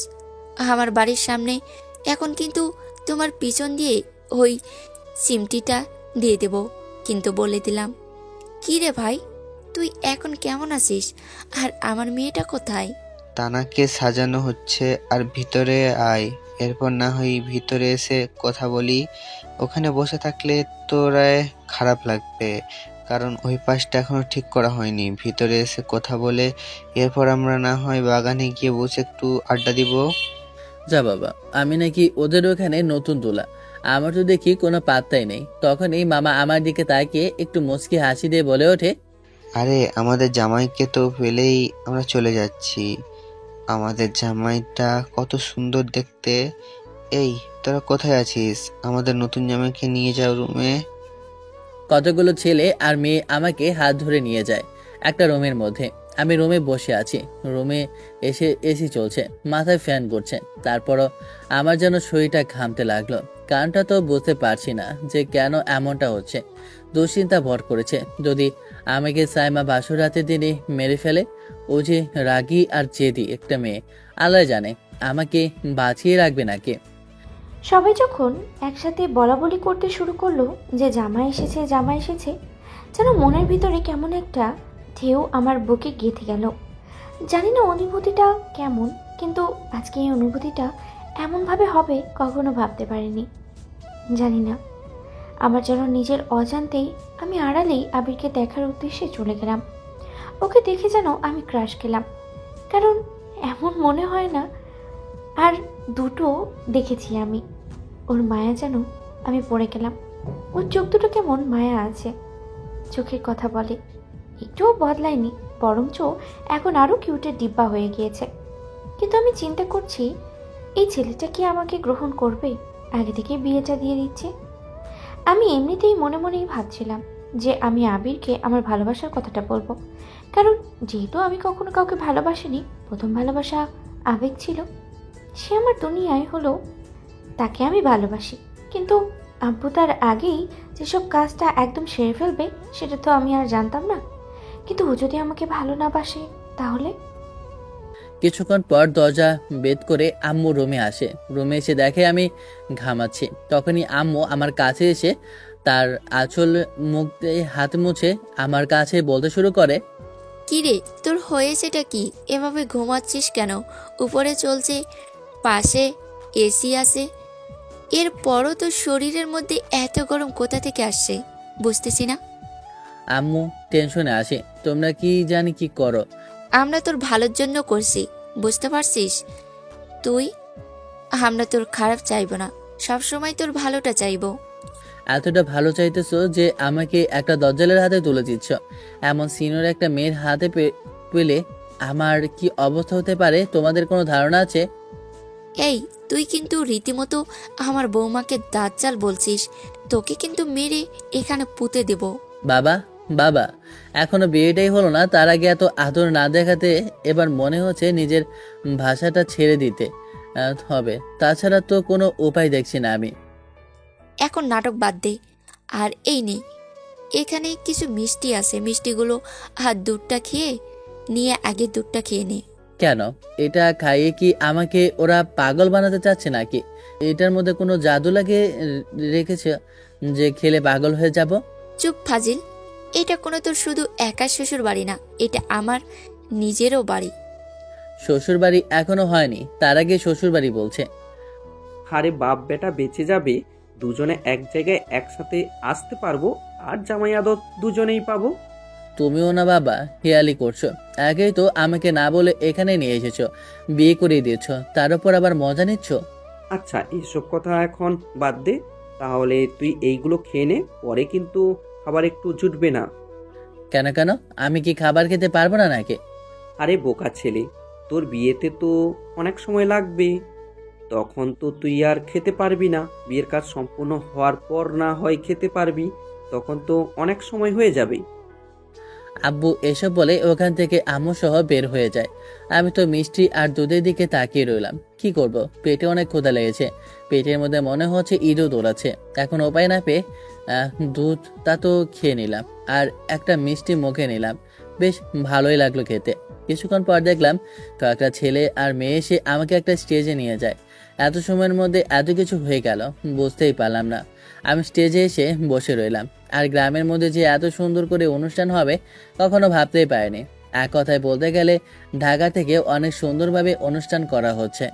আমি মনে হয় এমন অনুষ্ঠান দ্বিতীয় কোথাও দেখিনি।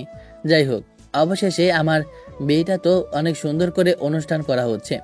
অনেকে অনেক রকমের অনুষ্ঠান দেখাচ্ছে আর করছে, আর ক্যামেরাম্যানরা যে যার মতো ফটোগ্রাফি করতেছে।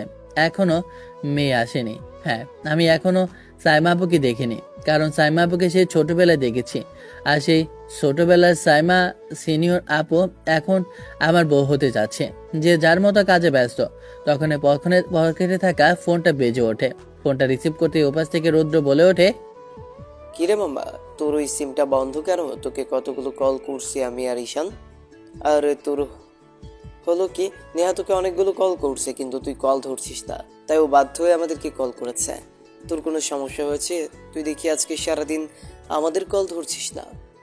আবেগে চোখ দিয়ে পানি পড়তে লাগলো, তাই কান্না চোখে ওকে বলে উঠলাম, বন্ধু বলিস না, এখানে আমাকে বলি দেওয়া হচ্ছে। এক কথায় বলতে গেলে আমাকে বলে দিচ্ছে। এখন কি করব বল, বাসের তো কোনো উপায় নেই। মানে কি বলছিস তুই? মাথা খারাপ হয়ে গেল নাকি? তোকে বলে দিচ্ছে মানে হয়েছে এটা কি?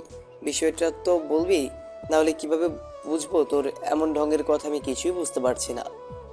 শালা, কোনো ঢঙের কথা বলছি না, যা সত্য তাই বলছি। আসলে আব্বু আমার বিয়ে ঠিক করেছে, তাও আবার আমার মামাতো বোনের সাথে। বলিস কি হারামজাদা? তুই কি, যা বাবা, কবে কি ঘটে গেল বুঝতেই তো পারলাম না। তুই এখন কোথায় আছিস?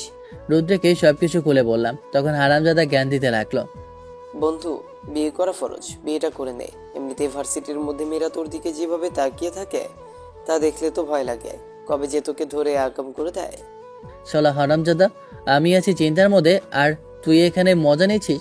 তোকে ধরে না বেঁধে এখন পিটাতে মন চাচ্ছে, শালা হারামি কোথাকার। ঠিক আছে বন্ধু, বেঁচে থাকলে আবার কথা হবে। তোর সাথে। তুই এখন বলি হয়ে যা। আল্লাহ হাফেজ। কলটা কেটে দেয় আর আমি এখানে বসে ওদের নাটক নকশা দেখছি। একটু সময় পর দেখলাম আমার বউকে নিয়ে এসেছে, মানে সাইমাপুকে নিয়ে এসেছে। এতটা মেকআপ করেছে যে চিনতেই পারছি না। এমনি বোঝা যাচ্ছে ফর্সা, তার উপর আবার মেকআপ করেছে। সম্পূর্ণ হল আমি বসে আছি। তখন আম্মু, মামি আর মামা সবাই মিলে আমাদের খাবার দিতে লাগলো, কারণ আমি তো এখনো কিছু খাইনি। খাওয়া দাওয়া শেষ করে আমি মামাদের ছাদের উপরে গিয়ে দাঁড়িয়ে রইলাম আর ভাবতেছি কি থেকে কি হয়ে গেল। আর এখন আমার বাসরাত। এতে যেন আমার কাছে এখন স্বপ্নের বাসরাতে কেমন ফিলিংস হবে জানি না, কিন্তু বাসরাতটা আমার কাছে কোরবানির রাত মনে হয়। ও কোরবানি তো দিনে হয়, আজকে আমার রাতে হয়েছে। যাই হোক, কি আর বলবো আপনাদেরকে, নিজের বিয়েটা এভাবে হবে কখনো ভাবতেই পারিনি। তখনই দেখলাম তাদের ছাদের উপরে কারো ওঠার অনুভব হলো। তখনই পেছনে তাকালাম, দেখলাম আম্মু। কি রে, তুই এখনো সাদে কি করছিস? বৌমা সে কখন বসে আছে তোর অপেক্ষায়। তুই মেয়েটার সাথে গিয়ে দেখা করবি, কথা বলবি, তুই এখানে ছাদের উপরে দাঁড়িয়ে আছে। যা রুমে যা। যা বাবা, আমি এখানে কোনো রুম চিনি নাকি? আর কোথায় আছে তোমার ওই বৌমা তাও তো জানি না। তখন আম্মু আমাকে আমার হাত ধরে পুকুর থেকে ছাদ থেকে নিচে নামিয়ে আনে। এরপর একটা রুমের সামনে এনে আমার মাথায় একটা থাপ্পড় দিয়ে বলে, গাদা, তখন মেয়েটাকে কোথায় নিয়েছে দেখিসনি? আর এত সুন্দর করে রুমটা সাজানো আছে, তাও দেখতে পারছিস না? দেখ, ফুল দিয়ে কত সুন্দর করে ঘ্রাণে পুরো বাড়িটা থই থই করছে, আর তুই নাকি এই রুমটাই চিনতে পারছিস না? হাই রে আমার কপাল, কি এমন একটা ছেলে দিলে আল্লাহ। আম্মু আর 2-4টা কথা শুনে ওখান থেকে চলে আসলো। সামনে মামা আর মামি দুজনেই হাসতে লাগলো। একে একে সবাই নিজেদের রুমে চলে গেল। আমি এখন কি করবো বুঝতে পারছি না। আমার যে খুব ভয় লাগছে রুমে প্রবেশ করতে। তা আম্মুকে কি করে বলি? যদি এখন আম্মুকে কথাটা বলি তাহলে আম্মু এখন আমার মান সম্মানের ফালুদা বানিয়ে ফেলবে। তাই বুঝতেছি না কি করব। প্রথমত বিয়েটা হয়েছে আমার কোনো কথা না জানিয়ে, এরপর দ্বিতীয়ত হচ্ছে আমার থেকে সিনিয়র, তাও আবার গুন্ডি একটা মেয়ে। ভয় লাগছে। আগের মতোই আছে নাকি এখন শান্ত সৃষ্টি হয়েছে? তারপরেও অনেক কিছু ভেবেচিন্তে সবকিছু কাটিয়ে রুমের দরজা বেদ করে ভিতরে প্রবেশ করতেই তখনই কেউ আমার পা ধরে সালাম করে। আমার জীবনে এই রাতটার যে কতটা মূল্য, এই রাতটা প্রতিটা মেয়ের অপেক্ষা। আর আমিও এই দিনটার জন্যই অপেক্ষা করেছি। আমি সব সময় চেয়েছি আল্লাহ আমাকে যেন একজন ভালো স্বামী দেয়। দরজাটা খুলতেই আনমনে যখন রুমে প্রবেশ করে, আমি বাদর রেজ গিয়ে সালাম করি। আমাকে পা ধরে সালাম করাতে আমিও ওকে ধরে ভয়ে আমার হাতটা ওর কাঁধে চলে যায়। আমি ওকে ধরে খাটের উপর বসে। আমি এখনো আমার বউয়ের মুখটা ভালোভাবে দেখিনি। ঘুমটা পড়ে আছে আর এখন মনে হয় মেকআপ নেই, মনে হয় ধুয়ে নিয়েছে। কি করবে বুঝে উঠতে পারছি না, কারণ আমি যে এখনো বিয়েটা মানতে পারিনি। সত কথা বলবো নাকি না বলেও কোনো উপায় দেখছি না। তাই আমি ওকে বলে দিলাম, যা হওয়ার পরে হবে। আসলে দেখো আপু, তোমার সাথে আমার বিয়েটা হয়েছে ঠিকই, কিন্তু বিয়েটা একদমই আমার মতে হয়নি। আব্বু আমাকে বিয়েটার কথা একদমই জানায়নি। বাসরের রাতে যে নিজের জামাইয়ের মুখে এমন ডাক শুনবো নিজেও ভাবতে পারি না। হ্যাঁ, সে হয়তো বা আমার থেকে জুনিয়র, আমার ফুফাতো ভাই, কিন্তু সে যে আমাকে এই বাসরাতে আপু ডাকবে তার জন্য আমি মোটেও প্রস্তুত ছিলাম না। মানে আমি আপনার কথা ঠিক বুঝতে পারলাম না। যদি আপনি রাজি না হন তাহলে আপনি এখানে আমাকে বিয়ে করার জন্য কেন এসেছেন? সাইমাপুর কথাটা যেন আমার মন ছুঁয়ে গেল, কারণ ওর এমন মিষ্টি কণ্ঠ আমি ভাবতে পারিনি। বয়সের সাথে ওর কণ্ঠতে এতটাই মিষ্টি হবে, এবং যখন ও আমাকে কথাটা বলে তখন ওর ঘোমটাটা উঠিয়ে আমার সামনে এসে কথাটা বলে। আমি যেন ওর রূপে পাগল হয়ে গেলাম, কারণ এত সুন্দর একটা সুন্দরী মেয়ে আমি জীবনেও কখনো দেখেছি বলে মনে হয় না। টানা টানা চোখ, হরিণীর মতো যেন আমি ওর মায়ে মুগ্ধ হয়ে গেলাম। মুখ দিয়ে কোনো কথা বের হচ্ছে না। এরপরও নিজেকে স্বাভাবিক করে আবার বলে উঠলাম, হ্যাঁ, এটা সত্য যে বাবা আমাকে অনিচ্ছাকৃতভাবে বিয়েটা দিয়েছে। আমি এটা সম্পর্কে অবগত ছিলাম না, মাত্রই আমি জানতে পারি। আর আপনাকে এতটুকু বলতে পারি যে আমার কোনো গার্লফ্রেন্ড নেই, যার কারণে আমি আপনাকে কষ্ট দেব। ওই কথাগুলো বলে আমি শুধু এতটুকু বলতে চাই, আমি আপনাকে মেনে নিতে একটু সময় লাগবে। আর একটু হলেই আমি যেন হার্ট অ্যাটাক করে মারা যেতাম ওর এইসব কথা শুনে। এখন যেন আমার দমে প্রাণ ফিরে এসেছে। যাই হোক, বাঁচলাম, বেশ বাঁচলাম। আমার ভিতর দিয়ে একটা গান চলে যাচ্ছিল, নিজেও জানি না, যেন এখনই মরে যাব। একটা বাবার ছিল 500 রাতের এমন কথা শুনবো নিজের স্বামীর কাছ থেকে কখনো ভাবতেও পারিনি। এখন ওর মুখে কথাটা শুনে একটু আশ্বাস পেলাম। আমি বেশ অবাক হলাম, কারণ যে সাইমা আপুকে আগে যখন দেখেছিলাম ওর বেশ রাগ ছিল, আর এখন দেখছি ওর একটু রাগ নেই। তারপর দেখছি ওর মিষ্টি কি কণ্ঠ, যেন কণ্ঠটা বেশ আমার চেনা, কিন্তু ধরতে পারছি না। কোথায় যেন আমি কণ্ঠটা শুনেছি, মনে আসে কিন্তু বুঝতে পারছি না। আমি চিন্তায় পড়ে যাচ্ছি, কিন্তু তখনই সাইমা আমাকে বলে ওঠে, আপনি খাটে ঘুমিয়ে পড়ুন, আমি সোফায় শুয়ে পড়ছি। আমারও প্রচুর পরিমাণ ঘুম আসছিল, তাই আমি ওকে বললাম, এক কাজ করো, তোমার ওখানে ঘুমানোর কোনো প্রয়োজন নেই, একসাথে ঘুমাই, মাঝখানে একটা কোলবালিশ দিয়ে রাখবো, সমস্যা নেই, আমি তোমাকে কিছু করব না, এটা তুমি নিশ্চিন্তে থাকতে পারো। সাইমা যেন একটু মুচকি হাসি দিল, ওর হাসিটা যেন আমার হৃদয় ছুঁয়ে গেল। আমি যেন ওর প্রেমে পড়ে হাবুডুবু খাওয়ার মতো। সত্যি আমি প্রেমে পড়ে গিয়েছি, কিন্তু এখনো ওকে আমার স্ত্রী হিসেবে গ্রহণ করতে পারলাম না। সকালবেলা কারো নরম হাতের স্পর্শে ঘুমটা ভেঙে যায়। তখনই দেখলাম সাইমা ভেজা চুল নিয়ে আমার সামনে এসে আমাকে ঘুম থেকে উঠাতে লাগলো। ওর এমন সৌন্দর্য দেখে আমি যেন মুগ্ধ হয়ে গেলাম।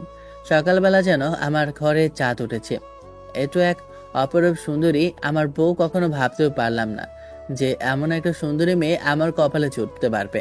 তা আবার ভাবা যায়। সব থেকে অবাক করা কথা হচ্ছে একটাই, ওর বেশ মিষ্টি কণ্ঠ, কিন্তু এই কণ্ঠটা আমার কাছে কেমন একটা চেনা চেনা মনে হয়, কিন্তু এখনো ধরতে পারছি না।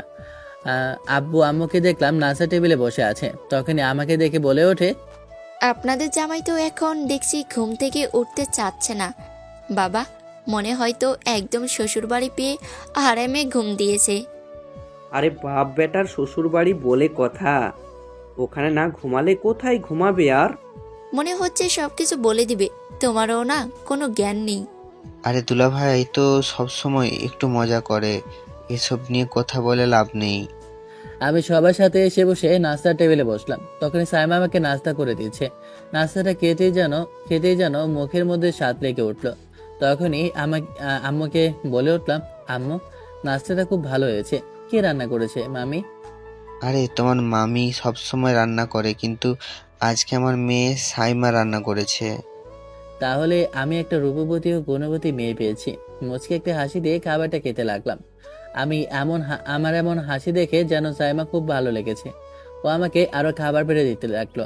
আমি যেন তৃপ্তি পাই। আসলে খাবারটা অনেক মজা হয়েছে, বলতে হবে সাইমার হাতে জাদু আছে। দেখতে হবে না বৌমাটা কার, আমি দেখি শুনি আমার ছেলের জন্য একটা পুত্রবধূ এনেছি, বলতে হবে। এভাবে অনেক দিন কেটে যায় ওদের বাসায়। এর মধ্যে সাইমাদের সাথে একটু একটু কথা হয়, কিন্তু এখনো তাকে আমি আমার স্বামীর অধিকারটা দিলাম না। অন্য মেয়ে হলে হয়তো বা এত সময় অনেক কিছু করে ফেলতো, কিন্তু যত দেখছি ততই আমি যেন মুগ্ধ হচ্ছি। আমি বলতে বাধ্য হচ্ছি যে সাইমার মতো মেয়ে আমি যদি হাজারেও খুঁজি, আমি খুঁজে পাবো না। আর ওর মতো মেয়ের যোগ্য আমি হতাম না। আমিও সাইমাকে হারতে চাই না, তাই ভাবছি ওকে আমি আমার মনের কথা বলে দেব। ওকে আমি রোমান্টিক ভাবে প্রপোজ করব। আজকে আমাদের ঢাকা যাওয়ার ডেট। মামা আর মামি অনেক কান্না করছে, সাইমাকে অনেক কান্নাকাটি করছে। অবশেষে সবাইকে বিদায় দিয়ে আমরা ঢাকা যাওয়ার উদ্দেশ্যে রওনা দিলাম। প্রায় 5 ঘন্টা পর বাসায় এসে পৌঁছালাম। সাইমার শরীরটা পুরো ক্লান্ত হয়ে গেছে, তাই ওকে বললাম যে শুয়ে পড়ার জন্য। ও শুয়ে পড়লো। জিজ্ঞেস করলাম, তোমার কি মাথা ব্যথা করছে? হ্যাঁ, একটু মাথা ব্যথা করছে, আর আমাকে অনেকগুলো প্রেশারও দিচ্ছে। একটা কেস দিয়েছিল হ্যান্ড ওভার করার জন্য, ওইটা আমি এখনও কমপ্লিট করিনি। ভেবেছিলাম ঢাকায় এসে কাজটা করব, কিন্তু আপনার কাছে অনুমতি নিতে পারিনি, তাই এখনও আপনাকে বলা হয়নি। আর কী কাজটা সেটা করার জন্য এখনও ধরা হয়নি, ডকুমেন্ট আমার কাছে পাঠিয়ে দিয়েছে। এসব চিন্তায় আমার মাথা একটু ব্যথা করছে। ও সমস্যা নেই, তুমি আগামীকাল থেকে কাজ শুরু করো, সমস্যা নেই। আমার তো ভার্সিটি আছে, আমি তো আগামীকাল থেকে ভার্সিটি যাব। তুমি না হয় তোমার কাজগুলো করো, সমস্যা নেই। আব্বু আমাকে বলেছে এত কাজ করো, তুমি শুয়ে পড়ো, আমি তোমার মাথাটা টিপে দেই, তোমার কাছে ভালো লাগবে। আমার জামাই যে এমন কথা বলবে আমি কখনো ভাবিনি। তার মানে আমাকে ও একটু হলেও ভালোবাসে, নাহলে এগুলো তো বলতো না। আমিও যেন ওর ভালোবাসার পরশটা পাওয়ার জন্য হাহাকার হয়ে গিয়েছি। ও আমার মাথাটা টিপে দিচ্ছে, মনে হচ্ছে আমি স্বর্গে আছি। হঠাৎ করে আমার মাথাটা ওর গোদে নিয়ে রাখলো। আমার যেন এখন খুব বেশি ভালো লাগছে। কখন যে ঘুমিয়ে পড়ি নিজেও জানি না। খেয়াল করলাম সাইমা ঘুমিয়ে পড়েছে। এটা একটা বালিশ দিয়ে ওকে আমি শুয়ে দিয়ে আমি একটু বারান্দায় গেলাম। বারান্দায় গিয়ে দেখি একটা ইউটিউবের নোটিফিকেশন। এতদিনে আমার ফোনটা একটিবারও দেখা হয়নি।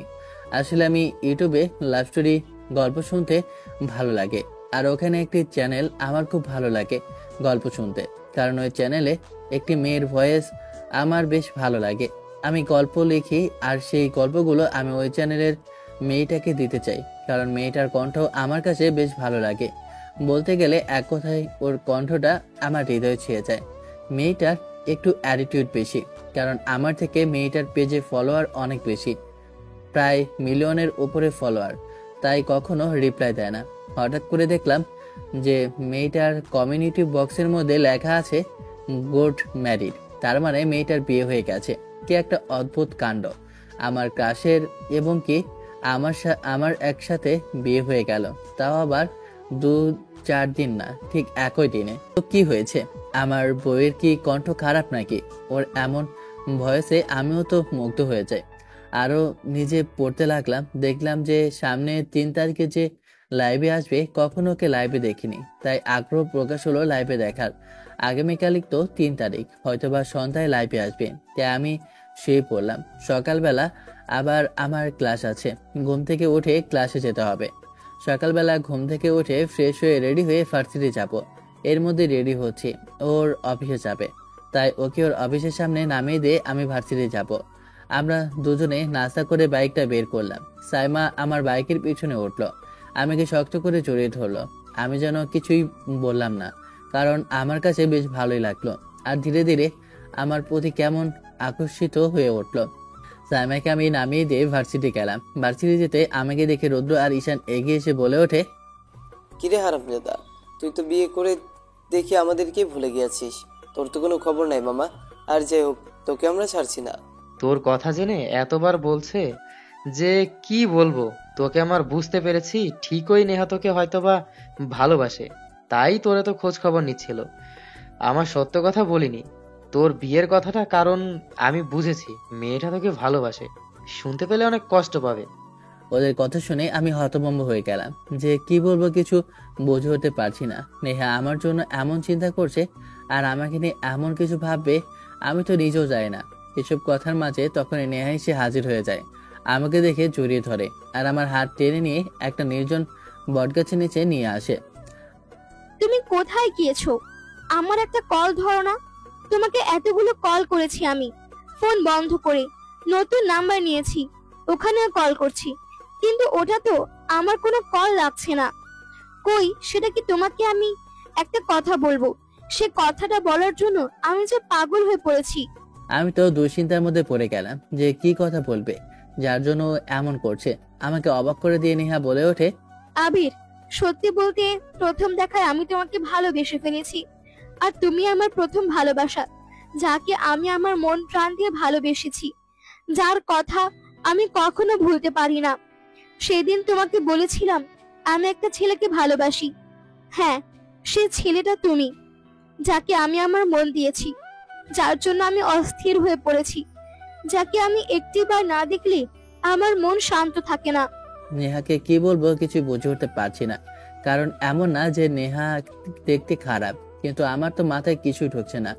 আমি কিছু উপায়ন্ত না পেয়ে নেহাকে সত্য কথাটা বলে দিলাম। না, তুমি এই কাজটা করতে পারো না, আমি তোমাকে ভালোবাসি।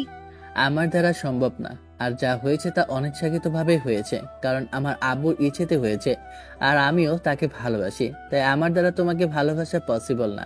তুমি আমাকে ভুলে যাও। আবির, বোঝার চেষ্টা করো, আমি তোমাকে অনেক ভালোবাসি। আমি নেহার কাছ থেকে ওখান থেকে সোজা চলে আসতাম, কারণ আমি চাই না নেহাকে আর কষ্ট দিতে। নেহা ওখানে দাঁড়িয়ে কান্না করছে। আমি বাসায় যেতে যেতে ভাবছি, না, আর আমি আমার বউকে কষ্ট দেব না। আজকে আমি ওকে আমার ভালোবাসার কথাটা বলে দেব, আর ওকে আমার আপন করে নেব। এসব ভাবতে ভাবতে বাসায় যাচ্ছি। হঠাৎ করে দেখলাম যে ফোনের নোটিফিকেশনে এমনিতেই সন্ধ্যা হয়ে গিয়েছে। ফোনের নোটিফিকেশনটা দেখলাম যে ওই চ্যানেলে মেয়েটা লাইভ এসেছে, আর চ্যানেলটায় অনেক ভালো ভিউ আসে। ভেতরে ঢুকতেই দেখলাম কম করে হলে লাইভ দেখার জন্য 5-10 হাজার মানুষ হয়ে গিয়েছে। 1 মিনিটের মধ্যে যখনই মেয়েটা সামনে আসে, মেয়েটাকে দেখার জন্য আমি যেন মোটেও প্রস্তুত ছিলাম না। আমি সোজা দাঁড়িয়ে পড়লাম, কারণ এটা যে আর কেউ না, সাইমা। তার মানে এই ইউটিউব চ্যানেলটা সাইমার, আর এ ভয়েসগুলো সাইমার। চাশালা, এতদিন ধরে যাকে ফলো করে এসেছি, যার ভয়েস শুনে আমি ক্রাশ খেলাম, সে অবশেষে আমার বউ। আর সে যে আমার মামাতো বোন নিজেও জানতাম না। এতটুকু জানতাম যে বাইরে থাকে। আমি বাড়িতে চলে গেলাম। বাড়িতে গিয়ে সাইমাকে ডাক দিলাম। সাইমা লাইভ শেষ করে দৌড়ে আসে। সাইমার হাত ধরে তাকে সাথে নিয়ে যাই। আসার সময় একটা গোলাপ ফুল নিয়ে আসি এবং সাইমাকে সাথে নিয়ে গিয়ে বলি চোখটা বন্ধ করার জন্য। আপনি কি আমাকে কিছু বলবেন নাকি দিবেন? তোমাকে চোখ বন্ধ করতে বলেছি, তুমি চোখ দুটো বন্ধ করো। আমার কথা শুনে যেন আমার সাইমা বউটা অবাধ্য মেয়ের মতো আমার কথা শুনে চোখ দুটো বন্ধ করে। তখনই ওর সামনে হাঁটু গেড়ে বসে হাতে রিং নিয়ে আরেকটা ফুল নিয়ে ওকে বলে ওঠে, ভালোবাসা কেমন জানি না, কিন্তু সত্যি বলতে আমি তোমাকে অনেক আগ থেকে ভালোবেসেছি। কিন্তু তুমি যে আমার সেই ভালোবাসার মানুষ জানি না। আমি তোমার কণ্ঠ শুনে তোমাকে ভালোবেসেছি, আর তুমি আমার ক্রাশ। ছোটবেলায়ও আমি তোমাকে ভালোবেসেছি, আর তুমি যে সেই মেয়ে হবে কখনো ভাবতেও পারিনি। আসলে ভালোবাসাটা খুব অদ্ভুত। যদি কাউকে মন থেকে ভালোবাসা হয়, তাহলে সে ভালোবাসাটা নিজের করে পাওয়া যায়। আমি হয়তোবা তোমাকে সত্যিকারের ভালোবেসেছি। আমার ভালোবাসার মধ্যে কোনো খারাপ ছিল না, তাই তো আমি তোমাকে আমার করে পেয়েছি। তাই আমি তোমাকে সবসময় আমার এই ভালোবাসা দিয়ে বুকে আঁকড়ে ধরে রাখতে চাই। তুমি কি তোমার এই হৃদয়টা আমার কাছে রাখতে দেবে? আমার কাছে ছবি দিবে? আমি কথা দিচ্ছি, কখনো তোমাকে ছেড়ে যাব না। আবিরের মুখে এমন কথা শুনে আমি যেন আর নিজেকে আর নিজের কানকে বিশ্বাস করতে পারছি না। আবির আমাকে প্রপোজ করছে হাঁটু গেড়ে। আমি হাতটা বাড়িয়ে দিয়ে রিংটা পরে নিলাম। আমি আবিরকে উঠিয়ে জড়িয়ে ধরে কান্না করতে করতে বলে উঠলাম, আমিও তোমাকে অনেক বেশি ভালোবাসি, আর তুমি আমার প্রথম ভালোবাসা, যাকে আমি প্রথম মেলে ভালোবেসেছি। আর তুমি একমাত্র যাকে আমি আমার চোখে থেকে নিজেকে দূর করতে পারিনি। তোমাকে সবসময় আমি ভালোবেসে এসেছি। তুমি তুমি আমার ভয়েস কিভাবে জানলে? তখন সাইমাকে সবকিছু খুলে বললাম এবং কি দেখলাম আর ওকে বললাম আমি রাইটার। তখন সাইমা বলে ওঠে, তাহলে এখন থেকে তুমি সবসময় আবির আর সাইমার ভালোবাসার গল্পটি লিখবে, বুঝতে পেরেছো? সবসময় আমাদের চ্যানেলে ওই ভালোবাসাগুলোই চলবে। আমার থেকে সিনিয়র হলেও আমার বউটা এখনো বাচ্চাই রয়ে গেল। আমি একটা হাসি দিয়ে ছুটি কিস করলাম। এরপর ওকে কোলে নিয়ে আমি খাটে শুয়ে দিলাম। এরপর আমাদের সাথে যা হলো বাকিটা না হয় আপনারা ইতিহাসের বই থেকে বের করে জেনে নেবেন। ধন্যবাদ। গল্পটা কেমন হলো আশা করি কমেন্ট করে জানাবেন। ভালো থাকবেন, সুস্থ থাকবেন, টাটা, বাই বাই, হ্যাপি, খোদা হাফেজ।